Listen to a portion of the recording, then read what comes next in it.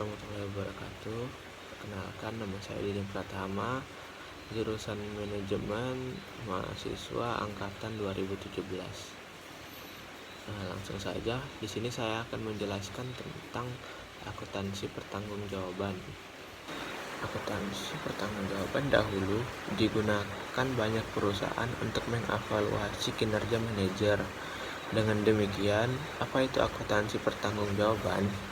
Akuntansi pertanggungjawaban adalah sistem akuntansi yang dirancang sedemikian baik sehingga dapat mencatat dan melaporkan pendapatan dan atau biaya yang timbul akibat pelaksanaan suatu aktivitas kepada manajer yang bertanggung jawab terhadap aktivitas tersebut. Lantas, apakah tujuan dari akuntansi pertanggungjawaban? Tujuan dari akuntansi pertanggungjawaban adalah menyediakan informasi yang dapat digunakan oleh pihak manajemen untuk mengevaluasi efisiensi penggunaan sumber daya perusahaan atau organisasi. Jika hasil evaluasi menunjukkan sumber daya organisasi digunakan secara tidak efisien, maka penyebabnya harus diinvestigasi. Jika perlu, maka akan diadakan pula tindakan koreksi untuk mencegah terjadinya hal yang sama di masa mendatang. Untuk membangun sistem akuntansi pertanggungjawaban yang jelas dan baik, maka diperlukan pula serangkaian persyaratan dalam akuntansi pertanggungjawaban. Yang pertama itu alokasi dan pengelompokan tanggung jawab.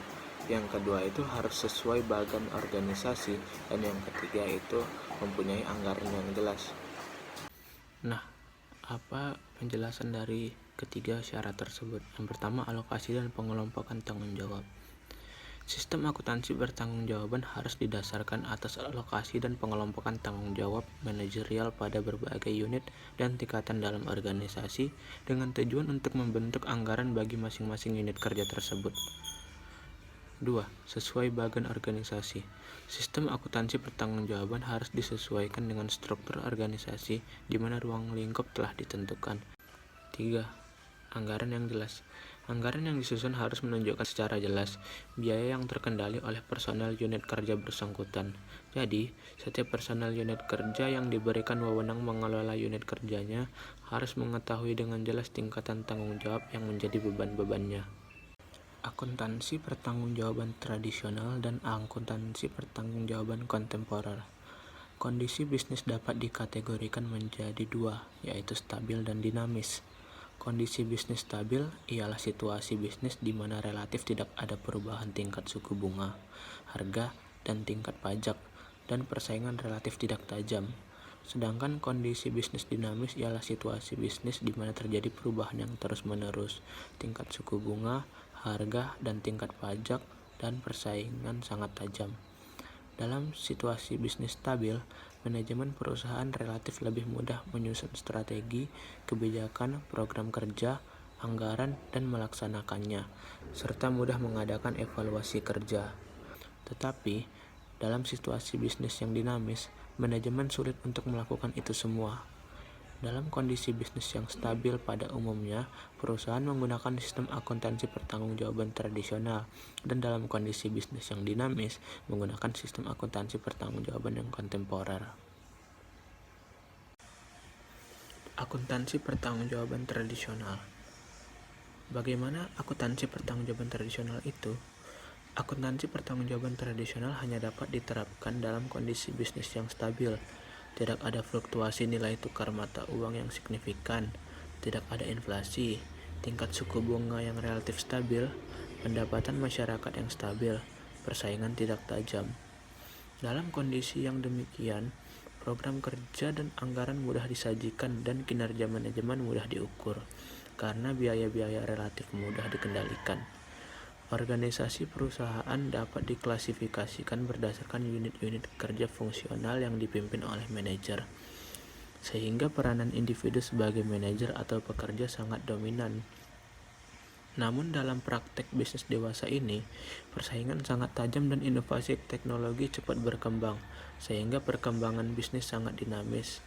Dan akuntansi pertanggungjawaban tradisional sulit diterapkan karena berbagai keterbatasan yang dimilikinya. Selanjutnya itu akuntansi pertanggungjawaban kontemporer. ialah sistem akuntansi pertanggungjawaban yang diterapkan pada situasi bisnis yang dinamis yang melibatkan proses seluruh tim manajemen yang bertujuan reduksi biaya dan peningkatan kualitas melalui mata rantai nilai. Seluruh tim manajemen harus bertanggung jawab kepada kesuksesan operasional, mulai dari riset sampai dengan layanan purna jual produk yang dihasilkan. Ciri-ciri akuntansi pertanggungjawaban kontemporer. Yang pertama itu berfokus kerjasama tim dan mata rantai nilai. Yang kedua, penekanannya reduksi biaya dan perbaikan terus-menerus di segala bidang. Yang ketiga, model ini menekankan pentingnya klasifikasi biaya yang bernilai tambah dan biaya yang tidak bernilai tambah. Model ini menggunakan keberhasilan kerjasama tim, yaitu peningkatan kualitas dan pengurangan biaya sebagai alat untuk memberikan insentif. Assalamualaikum warahmatullahi wabarakatuh. Baiklah, sebelum saya melanjutkan hasil presentasinya, saya akan memperkenalkan diri saya. Nama saya Dwi Yuwananingsi, jurusan Manajemen semester 4. Saya dari kelompok 3. Saya akan melanjutkan pembahasan tentang penghargaan kinerja manajer. Manajer mempunyai fungsi yang strategis dan taktis dalam kehidupan perusahaan. Mereka pemikir sekaligus pelaksana. Di tangan manajerialah hakikatnya visi, misi, dan tujuan serta sasaran perusahaan dapat diwujudkan. Oleh sebab itu, manajer harus dihargai prestasinya. Teknik mengukur dan menghargai prestasi manajer pada umumnya adalah dengan memberikan insentif berupa material dan non-material. Penghargaan material berupa pemberian bonus uang tunai atau saham partisipasi, kenaikan jabatan, serta lainnya. Dan sedangkan penghargaan non-material berupa jasa tanda jasa, surat penghargaan, dan sebagainya. Manajer harus dimanusiakan, bukan dijadikan alat pemilik modal untuk mencapai tujuannya. Manajer yang dihargai secara material dan non-material akan bekerja secara efektif, efisien, dan produktif. Nah, selanjutnya akan Anda bisa melihat di slide ini.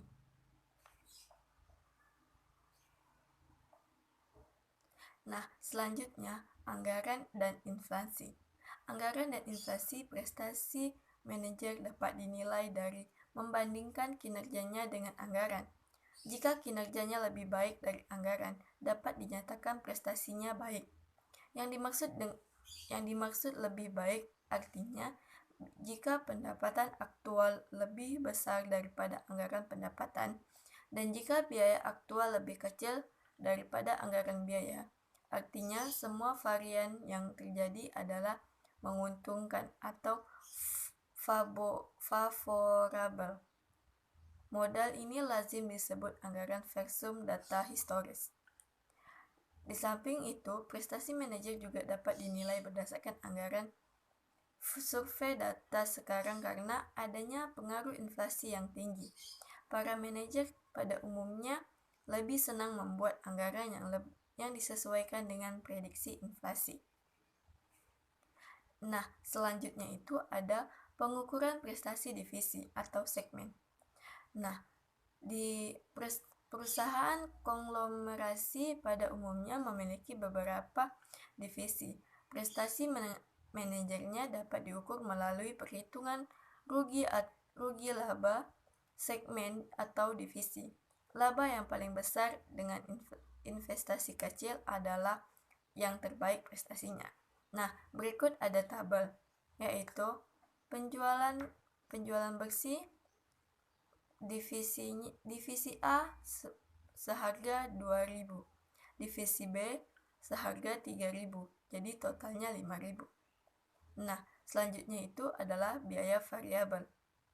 HPP-nya divisi A 1.200, sedangkan di divisi B adalah 1.800, totalnya 3.000.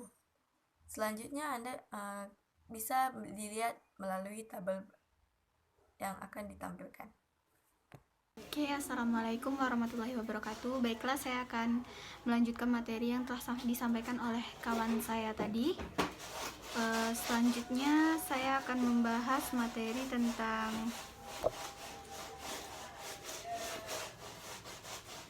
pusat pertanggungjawaban. Pusat pertanggungjawaban ialah setiap unit kerja dalam organisasi yang dipimpin oleh seorang manajer yang bertanggung jawab atas aktivitas yang dilakukan oleh unit organisasi yang dipimpin. Istilah pusat pertanggungjawaban hanya kita terapkan untuk unit-unit kecil dalam organisasi ataupun unit-unit kerja yang terletak pada tingkat bawah dalam lingkungan organisasi tertentu. Pusat pertanggungjawaban atau responsibility center merupakan suatu segmen bisnis yang manajer bertanggung jawab terhadap pengaturan kegiatan-kegiatan tertentu.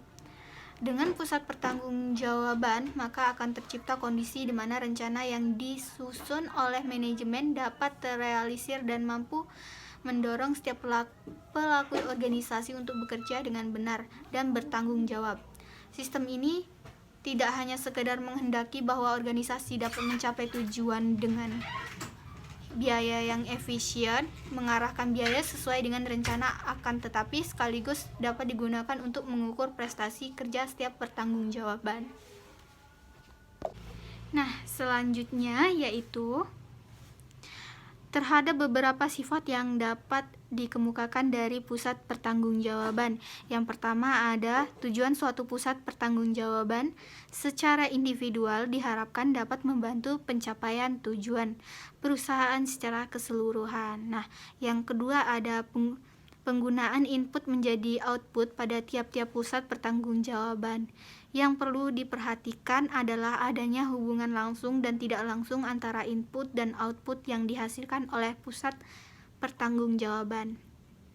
Selanjutnya, ada beberapa definisi pusat pertanggungjawaban menurut pakar atau ahli akuntansi manajemen, yaitu yang pertama ada pusat pertanggungjawaban adalah segmen bisnis di mana manajernya bertanggung jawab terhadap serangkaian kegiatan-kegiatan tertentu. Hassen dan Mauen tahun 2005. Yang kedua ada responsibility center is an activity and collection of activities suppressed by single individual. Morty and Alien 1991. Selanjutnya, di slide selanjutnya ada jenis-jenis pusat pertanggungjawaban. Pusat pertanggungjawaban pada dasarnya diciptakan untuk mencapai sasaran tertentu. Dalam pusat pertanggungjawaban diharapkan terjadi kondisi di mana sasaran setiap individu dalam pusat pertanggungjawaban harus selaras, serasi, dan seimbang dalam usaha mencapai sasaran umum organisasi secara keseluruhan. Ada 4 tipe pusat pertanggungjawaban, yaitu didasarkan pada sifat bertanggungjawaban pada biaya ataupun pendapatan atau keduanya, yaitu yang pertama pusat investasi, 2 pusat biaya, 3 pusat laba, dan keempat pusat pendapatan. Nah, selanjutnya akan dilanjutkan oleh kawan saya. Perkenalkan, saya Raffidan Nur Al-Yusefti, jurusan manajemen angkatan 2018. Selanjutnya saya akan menyampaikan materi yang sebelumnya disampaikan oleh Kak Sarimah, yaitu jenis-jenis pusat pertanggungjawaban. Pusat pertanggungjawaban pada dasarnya diciptakan untuk mencapai sasaran tertentu. Dalam pusat pertanggungjawaban diharapkan terjadi kondisi di mana sasaran setiap individu dalam pusat pertanggungjawaban harus selaras, serasi, dan seimbang dalam usaha mencapai sasaran umum organisasi secara keseluruhan. Ada 4 tipe pertanggungjawaban yang didasarkan pada sifat pertanggungjawaban pada biaya ataupun pendapatan atau keduanya, yaitu 1. Pusat investasi atau investment center, 2. Pusat biaya atau cost center, 3. Pusat laba atau profit center, 4. Pusat pendapatan atau revenue center. Selanjutnya, investasi atau investment center. Pusat investasi adalah pusat pertanggungjawaban yang paling luas dibanding ketiga pusat lainnya, karena manajer punya wewenang mengandalkan pendapatan dan biaya, baik biaya operasi maupun biaya yang timbul sehubungan dengan usaha untuk memperoleh sumber daya dan barang modal yang akan dibeli. Masalah utama pusat investasi adalah laba yang dihasilkan dan harta yang digunakan untuk memperoleh laba tersebut, yaitu apakah yang dihasilkan oleh oleh sebanding dengan modal yang diinvestasikan. Konsep ini mendasarkan pada kondisi adanya sumber dana dan sumber daya yang terbatas yang dimiliki perusahaan, sehingga suatu pusat laba atau divisi yang memperoleh laba tinggi belum berarti mempunyai kinerja yang baik, karena laba yang dihasilkan harus dihubungkan dengan investasi yang digunakan untuk menghasilkan laba tersebut. Manajemen pusat investasi diharapkan memperoleh laba sebesar jumlah yang ditetapkan untuk setiap nilai rupiah yang diinvestasikan. Prestasi pusat investasi ini diukur dengan menilai tingkat residual income maupun tingkat return on investment atau ROI. Pengukuran kinerja pusat investasi dapat dilakukan dengan cara A. ROI Return on Investment sama dengan pengembalian atas investasi. ROI sama dengan laba operasi per aktiva operasi rata-rata dikali 100%. Laba operasi atau operating income adalah laba sebelum bunga dan pajak. Aktiva operasi adalah aktiva yang digunakan untuk menghasilkan laba operasi termasuk kas, piutang, persediaan, tanah, gedung, dan peralatan. Atau ROI sama dengan margin kali perputaran kali 100%. Sama dengan laba operasi per aktiva operasi rata-rata dikali 100%. Margin adalah rasio laba operasi terhadap penjualan yang menyatakan bagian dari laba penjualan yang bersedia untuk bunga, pajak, dan laba. Margin atau rasio laba juga bermanfaat untuk mengukur efisiensi biaya dan juga menunjukkan kemampuan setiap rupiah penjualan dalam menghasilkan laba. Perputaran atau turnover dihitung melalui pembagian pendapatan penjualan dengan aktiva operasi rata-rata. Hasilnya menunjukkan seberapa produktif aktiva yang sedang digunakan untuk menghasilkan penjualan. Keunggulan ROI. 1. Mendorong manajer untuk memfokuskan pada hubungan antara penjualan, beban, dan investasi, sebagaimana diharapkan dari seorang manajer pusat investasi, sehingga perhatian manajer tidak hanya pada laba operasi tapi juga pada investasi. 2. Fokus pada efisiensi biaya. 3. Fokus pada efisiensi aktiva operasi. 4. Merupakan metode pengukuran objektif yang didasarkan pada data akuntansi yang bersedia. 5. Memungkinkan pembagian kinerja antara divisi meskipun skala kegiatan usaha divisi dan bidang bisnisnya berbeda. Kelemahan ROI. 1. ROI mengakibatkan perhatian kepada profitabilitas divisional yang sempit atas beban profitabilitas keseluruhan perusahaan. 2. ROI mendorong para manajer untuk memperhatikan kepentingan jangka pendek atau atas beban jangka panjang. A. Laba residu sama dengan laba residual income atau RI. Sekian, selanjutnya akan disampaikan oleh Refran. Perkenalkan, nama saya Refran Yolanda. Saya akan melanjutkan materi yang sudah disampaikan oleh Rafida, teman saya, yaitu materi tentang ROI. Yang pertama, kita akan menjelaskan ilustrasi perbandingan ROI dengan RI. Yang pertama dengan ROI. Di sini ada sebuah tabel di mana ada 4 pilihan. Yang pilihan pertama yaitu proyek 1 dengan ROI-nya sebesar 14,67%. Di proyek kedua yaitu sebesar 15,07%. Di pilihan ketiga yaitu kedua proyek yaitu sebesar 14,75%. Di pilihan keempat yaitu tidak ada proyek itu sebesar 15%. Jadi menurut tabel sini dapat dipastikan manajer divisional akan lebih memilih proyek kedua dikarenakan investasi akan meningkatkan ROI dari 15% menjadi 15,07%. Selanjutnya yaitu pengukuran kinerja pusat biaya atau cost center. Nah, pusat biaya dilakukan dalam 3 kategori, yaitu pertama produksi, biaya pemasaran, dan biaya administrasi. Tiga pusat biaya tersebut disebut biaya operasi. Biaya dibuat standar dahulu, kemudian dibuat anggaran, karena manajemen bekerja atas anggaran sebagai pedoman. Contoh standar perusahaan, misalnya kapasitas normal perusahaan untuk memproduksi dan menjual produk 1000 unit per tahun. Biaya normal pada kapasitas normal. Harga pasar produk per unit yaitu 30, relevan dengan biaya tetap pada kisaran 1000 unit sampai dengan 1500 unit. Artinya kisaran tersebut biaya tetap tidak berubah.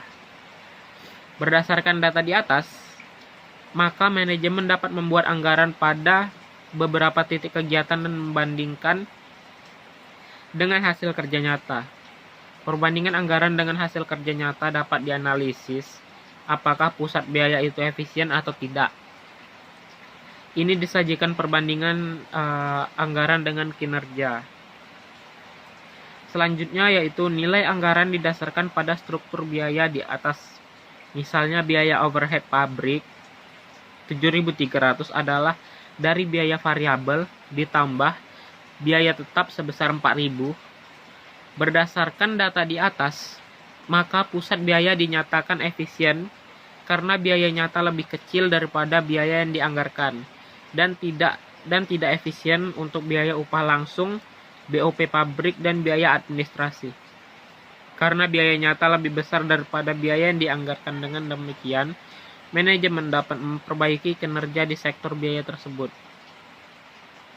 Prestasi kinerja manajer pusat biaya dinilai dari kemampuannya menginvestasikan biaya. Ukuran efisiensi adalah bila biaya sesungguhnya lebih kecil dari biaya standar atau biaya yang dianggarkan. Ya, selanjutnya biaya sesungguhnya lebih kecil daripada biaya sesungguhnya perusahaan pesaing. Oke, mungkin itu saja materi yang dapat saya sampaikan. Selanjutnya akan dilanjutkan oleh teman saya. Assalamualaikum warahmatullahi wabarakatuh. Perkenalkan, nama saya Leni Nursita. Saya dari kelompok 3. Nah, jadi di sini saya akan melanjutkan materi yang sudah teman saya sampaikan tadi. Dan di sini saya juga akan menyampaikan tentang apa itu pusat laba dan juga apa itu pusat pendapatan. Baiklah, kita langsung saja masuk ke materinya, yaitu ukuran pertama. Ukuran pertama adalah ukuran tradisional, karena bisa saja dibuat standar atau ukuran yang lebih tinggi. Berikut ada tabel perbandingannya, yaitu biaya produksi 50%, pesaingnya 48%, dan keterangannya adalah pesaing lebih efisien dibanding PT X. Terus selanjutnya ada biaya bahan langsung. PT X-nya 20% dan pesaingnya 21%. Maka keterangannya lebih efisien sama. Nah, jadi tabel berikutnya bisa dilihat di teks berikut ini. Materi selanjutnya ialah pusat laba atau yang biasa juga disebut dengan profit center. Apa itu profit center atau yang disebut pusat laba? Pusat laba ialah pusat pertanggungjawaban yang memiliki kewenangan untuk mengendalikan biaya-biaya dan menghasilkan pendapatan, tetapi tidak memiliki kewenangan untuk mengambil keputusan tentang investasi. Pusat Pusat laba itu timbul karena semakin kompleksnya produk yang dihasilkan perusahaan. Dan manfaat dari pusat laba ini adalah kualitas keputusan dapat meningkat, kecepatan dari pengambilan keputusan operasional, manajemen kantor pusat bebas dari pengambilan keputusan, dan yang terakhir kesadaran laba dapat lebih ditingkatkan lagi. Materi yang terakhir ialah pusat pendapatan, atau yang biasa juga disebut dengan revenue center. Apa itu pusat pendapatan? Pusat pendapatan ialah pusat pertanggungjawaban yang keluarannya dapat diukur dengan satuan moneter, sedangkan masukannya yang tidak dapat diukur. Prestasi manajer juga ini bisa dinilai dari jumlah atau nilai pendapatan. Nah, jadi manfaat dari pusat laba ini adalah keputusan operasional dapat dilakukan lebih cepat dan kualitas keputusan cenderung lebih baik. Itulah materi dari saya. Cukup sekian dari saya. Mohon maaf jika ada kata-kata yang salah, mohon dimaafkan. Sekian dari saya. Billahi taufik wal hidayah. Wassalamualaikum warahmatullahi wabarakatuh. Nah, itulah materi yang dapat kami sampaikan. Sekian dan terima kasih. Semoga yang kami sampaikan dapat menambah ilmu kawan-kawan semua. Assalamualaikum warahmatullahi wabarakatuh.